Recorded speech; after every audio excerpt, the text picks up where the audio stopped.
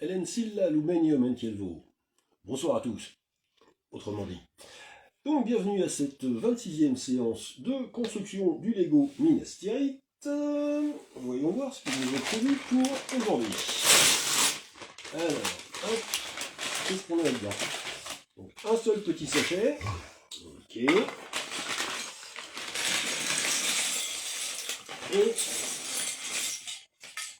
pas mal de gros. Donc, plutôt une grosse structure. Hein, je vais déplacer un peu ce machin-là. Voilà. Donc, plutôt une grosse structure. Voilà. Hop.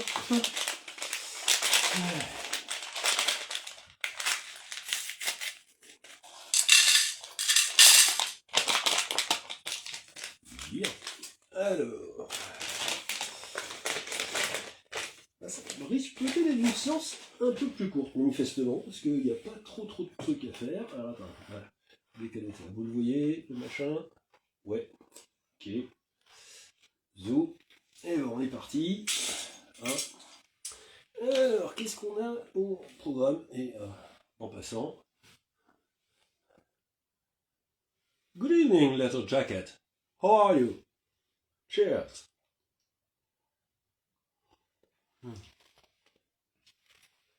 How's Poland?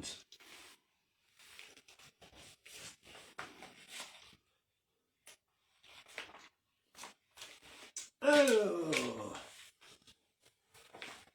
so as you can see, I'm having a lot of fun building a Lego about the city Minas Tirith from Lord of the Ring. And drinking. The drinking part's important. Alors, qu'est-ce qu'on a tout dedans? Donc, bienvenue aux nouvel arrivants sur Facebook. Alors, hop. Questionne. Hop. Et hop. Alors, de quoi va-t-on pouvoir parler aujourd'hui? Il y a quelques jours, je vous avais parlé de Fëanor et de sa descendance. Il ne paraît pas inintéressant aussi de vous parler de ses frères et de leur descendance à eux. Voilà. Bienvenue aux nouvelles arrivées côté Facebook. Donc, donc on a vu que Fëanor avait deux demi-frères, Fingolfin et Finarfin. Ouais.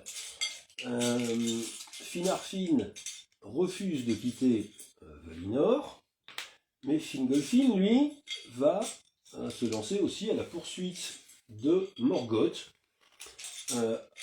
avec son demi-frère au tout début, mais ils vont se fâcher très vite. En effet, Finarfin va... Fingolfin va refuser le massacre fratricide d'Alqualondë. Je ne sais pas si vous vous souvenez, ce massacre, c'était quand les Noldor se battent avec les Teleri pour récupérer leur bateau. Voilà. Bon. Du coup, Fëanor, qui n'a pas confiance en son demi-frère, ne lui permet pas de monter sur les bateaux. Et résultat, Fingolfin et ses troupes se retrouvent obligés de traverser la mer en passant par la banquise, El Caraxé, le chaos de glace, comme ça s'appelait, et du coup il va arriver beaucoup plus tard. Donc la première bataille, la bataille sous les étoiles, en fait, se déroule sans Fingolfin et son peuple, qui arrive, qui plus est, relativement vénère, sans doute, en Terre du Milieu. Et c'est un de ses fils qui va réconcilier les deux clans Noldor en sauvant la vie de Maedhros, qui va céder sa place au roi des Noldor à son demi-oncle, Fingolfin. Voilà. Donc Fingolfin est un araignée.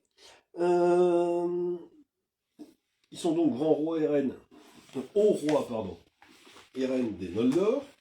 Et ils vont s'installer dans la région du Hithlum. Hithlum, c'est au nord-ouest, nord-nord-ouest du Beleriand. Et c'est le royaume elfique qui est le plus proche d'Angband. Et après la bataille glorieuse, qui voit la défaite de Morgoth,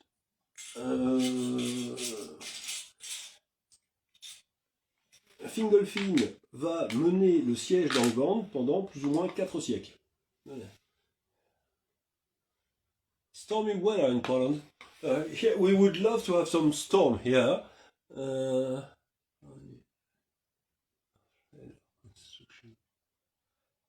How many evenings? Bonsoir Bérangère.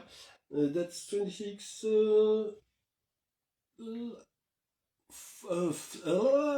33 after this one. I have 33 packs after this one. So I have quite a lot of fun. And here about weather, it's hot and dry. We haven't had proper rain for the last 2 weeks. In Normandy, that's quite unusual.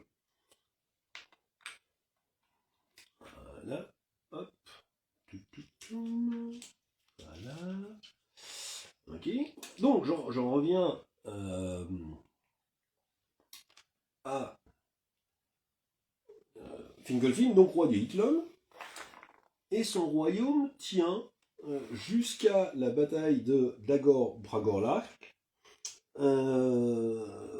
qui est une branlée, hein. Activity on my wish list. Yeah, you should really try it. It's great. If you look up there, you have Elrond's place, Rivendell, and it was great. It's really fun. Really a lot of fun.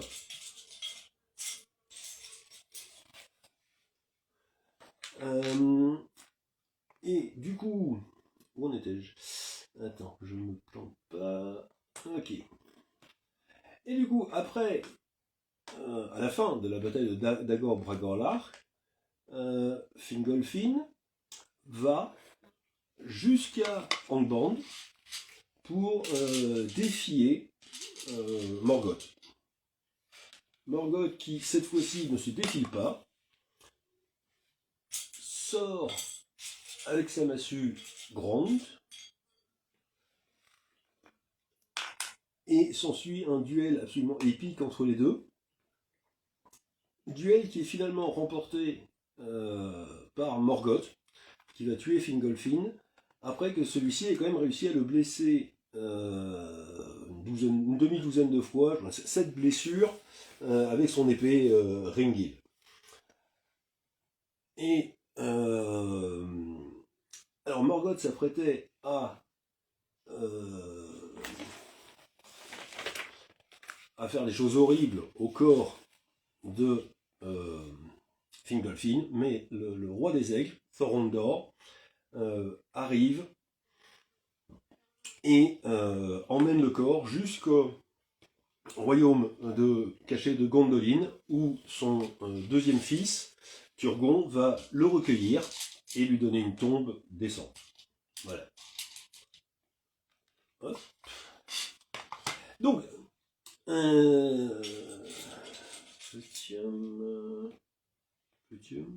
oui. Hop. Et donc, Fingolfin et Anaïré ont eu 4 enfants. Le premier, l'aîné, voilà.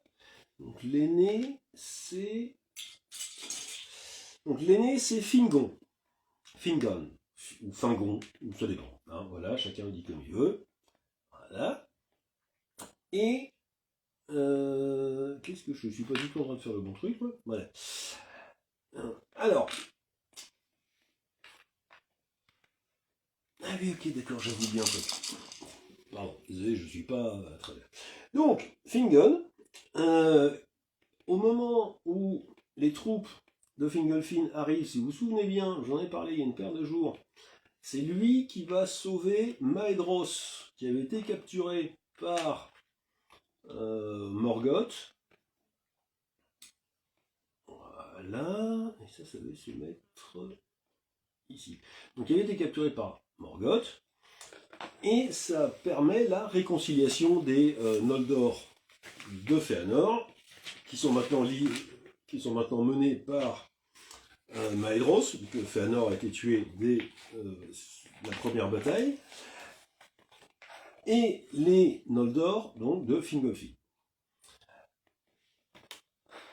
À la mort de son père, lors de Dagor Bragollach, c'est donc Fingon qui devient le haut roi. Alors Fingon régnait, lui, sur une région plus petite qui s'appelle le Mithrim, et qui était une petite région au sud-est du Hithlum. Et nommément, en tous les cas, il règne, après la mort de son père, il devient souverain du Hithlum aussi, mais c'est beaucoup plus compliqué dans la mesure où Morgoth, à ce moment-là, a retrouvé toute liberté de se mouvoir, suite à la cuisante défaite que les elfes ont subie lors de la bataille de la Subite Flamme. Dagor Bragollach, bataille de la Subite Flamme. Salut JB, ça va? Bonsoir Benoît. Hop, chouchoum. Voilà. Hop. Zou. Non, je l'ai pas mis dans le bon sens en fait. Je suis un âne. Voilà. Voilà. Voilà. Bon, erreur vite réparée. Donc il est roi du Mithrim, et il reste au roi des Noldor, et ben jusqu'à la bataille suivante, en fait. Jusqu'à la bataille des Nirnaeth Narnoeniad, la bataille des larves innombrables. Eh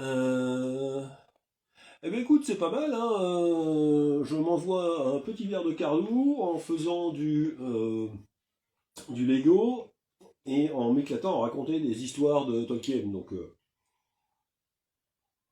on va pas se plaindre, hein. Et je parle au Cameroun dans 2 jours. Et on va pas se plaindre non plus. Voilà. Et donc il est tué. Alors durant son règne, il arrive quand même à mettre une branlée à Glaurung, qui est le père des dragons. Glaurung n'étant pas un dragon du chaud, c'est-à-dire c'est pas un dragon qui souffle le feu. Il faut essayer d'imaginer comme un immense serpent géant. Et toi JB, comment va la vie? Tu as avancé dans ton propre Lego? Donc il faut l'imaginer comme un immense serpent géant, parlant, hein, bien sûr, parce que sinon c'est pas drôle. Donc là, ah oui, ils sont là. Ok. Et quasiment indestructible. Et d'ailleurs, ce n'est pas Fingon. Alors Fingon va le défaire en bataille, mais il ne va pas le tuer. Celui qui le tuera, on en a déjà parlé, c'est Turin, Turambar, donc le maître du destin, qui le tuera. D'ailleurs, je pourrais peut-être vous faire un truc spécial sur Turin à l'occasion, parce que le personnage le mérite grandement. Voilà, mais donc c'est Turin qui le tuera beaucoup plus tard, après la chute de Nargothrond. Vous voyez qu'on n'en est pas encore là. Voilà, et donc lui, il est tué par Fingon, hein. Donc il est tué par Gottmog, le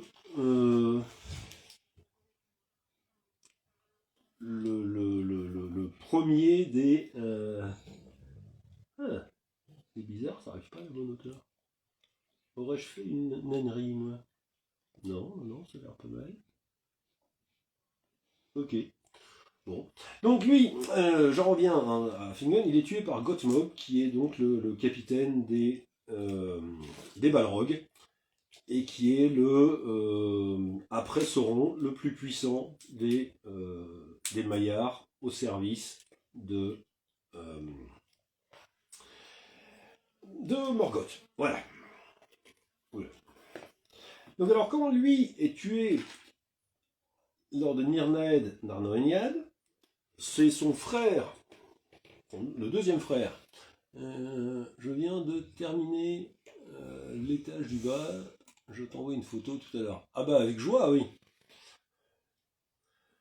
Donc c'est son frère Turgon.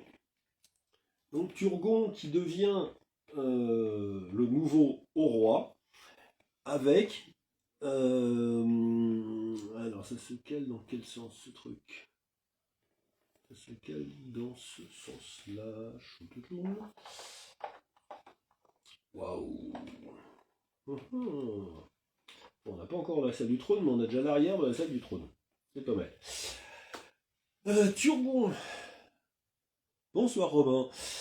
Turgon qui donc devient le grand roi. Alors Turgon, deuxième fils de Fingolfin et Anaricrier, au départ il s'installe au Nébraste.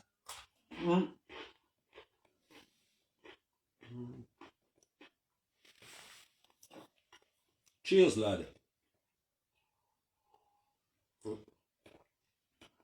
Et bienvenue aux arrivants sur Facebook aussi. Donc d'abord, Turgon il s'installe au Nébraste. Le Nébraste c'est une région de terre du milieu qui se situe contre la mer, à l'ouest de l'Iclum, là où il y a la séparation entre l'Iclum et le Nébraste, c'est le sud de l'Eredlomin, donc d'une montagne qui suit la mer. Et alors il reste un certain temps, et lui et son peuple, ils ont une affinité avec la mer. Benoît, on est des grands fans du Seigneur des Anneaux. Mais c'est très bien, c'est très bien. Donc ils ont une vraie affinité avec... Mais alors comment je mets ça moi? Ah oui, d'accord. Ok, j'ai compris. Et c'est Ulmo, le Valar de l'eau, qui va conseiller à Turgon de partir beaucoup plus à l'intérieur des terres, vers une vallée dissimulée dans les montagnes, et où il construira Gondolin. Vous aimez la série sur Amazon? Non, en fait, la série sur Amazon, c'est une frustration intense, parce que ils avaient de quoi. Ils ont mis un pognon de dingue dedans. Donc les décors sont excellents. L'image est magnifique. Et donc, sur le plan technique, il y a plein de qualités. Par contre, dans le genre série woke à la con, ça m'a agacé pas mal. Et il y a un autre truc qui m'a beaucoup agacé aussi, c'est qu'ils prennent des libertés avec l'histoire, mais du genre Maus. Donc on a vu ça hier, ou avant-hier, je sais plus. Non, je crois que c'est hier, où je racontais assez vivement, je balayais l'histoire, le troisième âge. Et par exemple, la réalisation des anneaux se fait à peu près 1000 ans avant que Sauron soit capturé et n'aille et commence à mettre le Bronx à Numénor. Donc c'est quand même dans le genre. Je veux bien qu'il y ait des raccourcis historiques, mais là ça fait vraiment du gros raccourci. Voilà, ça m'a un petit peu agacé.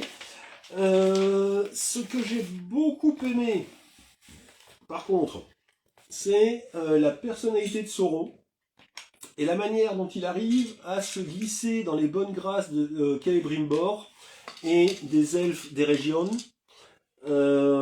pour les pousser à faire les anneaux. Donc ça, je trouve que pour le coup, c'est très très bien mené.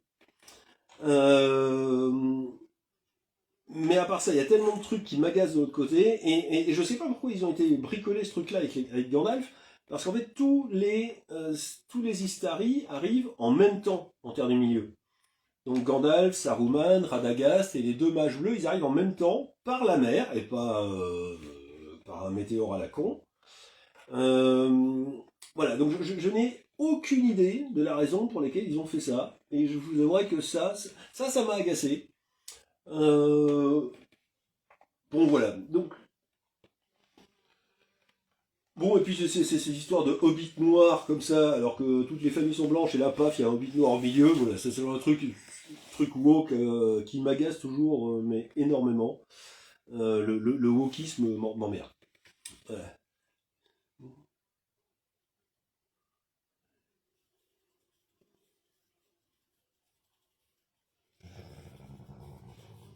Alors je suis pas arrivé jusque. Alors le Mithril, oui.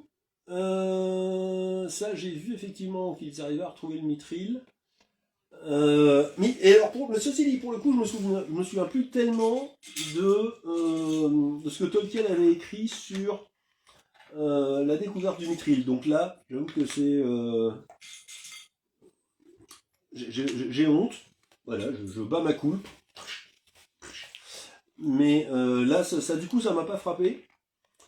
Euh, mais n'hésitez pas à éclairer ma lanterne. Hein, tout le monde en profitera du coup. Hein. Oui. Bonsoir Nathalie. Euh, Oui, alors tant que j'y suis, je vais quand même finir, après cet aparté, je vais finir mon histoire des enfants de Fingolfin. Donc, Turgon, qui est le haut roi, meurt lors de la chute de Gondolin. Voilà. En combattant, son épée étant retrouvée, donc Glamdring, étant retrouvée plus tard par Gandalf. Et les nains, quand ils vont sous la montagne, sous les monts brumeux, et qui vont se friter avec les orques. Ou gobelins. En fait, on trouve les deux noms. Ensuite, troisième enfant de Fingolfin et Anaïrié, Aredel. Aredhel. Donc Aredel, qui est une fille, pour changer. Alors au début, en fait, d'abord, elle s'entend super bien avec les enfants les fils de Féanor. Voilà, c'est à noter au passage. Du coup, quand Féanor lance la malédiction, etc., bah, évidemment, elle y va de bon cœur. Ouais. Donc je ne sais pas du tout ce qu'ils sont en train de me faire fabriquer là. Donc elle suit de bon cœur. Et elle s'installe, une fois en terre du milieu, en fait, elle s'installe chez son frangin, au Névraste d'abord, puis à. Qu'est-ce qu'il me fait là? Ok, de part et d'autre du truc rouge. Ok, et puis elle le suit à Gondolin. Ceci dit, à un moment, elle en a marre de Gondolin et décide de partir retrouver les fils de Féanor, avec lesquels elle s'entend pas toujours aussi bien, quoi. Sauf que elle va finir capturée par un Sindarin, donc un elfe qui s'appelle Éol, qui est un elfe Sindarin qui n'en pouvait plus du Doriath, et qui avait décidé de monter son propre petit royaume dans une petite forêt à l'est du Doriath, qui s'appelle Nan Elmoth. Voilà, donc il capture Aredel et l'épouse de force, hein, voilà. consentement pas nécessaire, comme disait Zedera, je sais plus, je crois qui, à Borat. Donc, me demandez pas ce que je suis en train de fabriquer. Hein. Ah, si, ok, d'accord. Okay. Donc, je suis en train de fabriquer la base du promontoire de Minas Tirith. Ok. Ouais.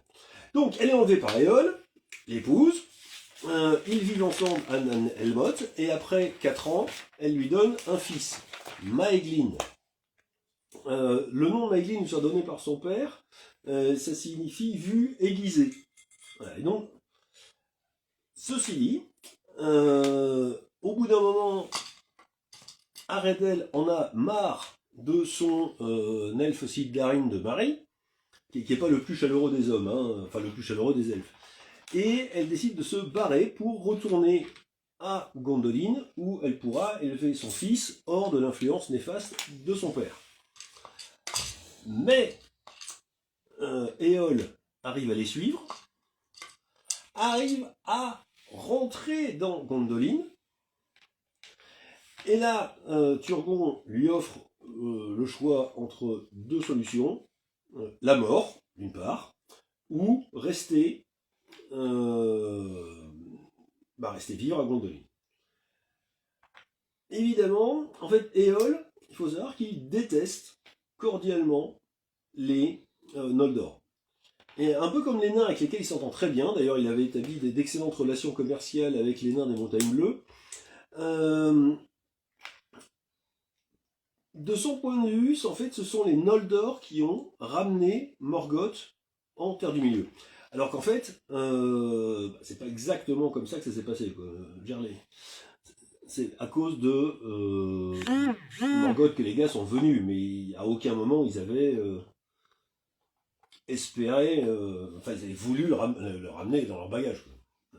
Mais donc néanmoins, donc posé devant ce choix, et ben en fait il décide d'essayer il se jette sur une lance, sur sa lance en fait d'ailleurs, hein, la sienne, il n'en pique pas une autre, et essaye de tuer son fils. Avant, évidemment, l'idée c'est de se buter lui-même dans la foulée.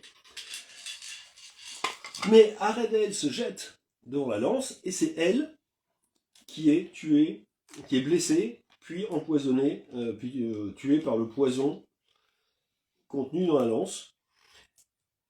Et du coup, Éole, lui, va être condamné à mort et balancé dans un gouffre non loin de Gondolin. Voilà. Fin de Éole, fin de Aredel, et arrivée de Maeglin, qui va être recueilli par Turgon, du coup, son oncle, et n'aura pas un destin tellement meilleur que son père, vu que c'est à cause de lui que Gondolin va tomber. Voilà, avec ça, et il y a un... Alors attends, ça va comment ce truc-là?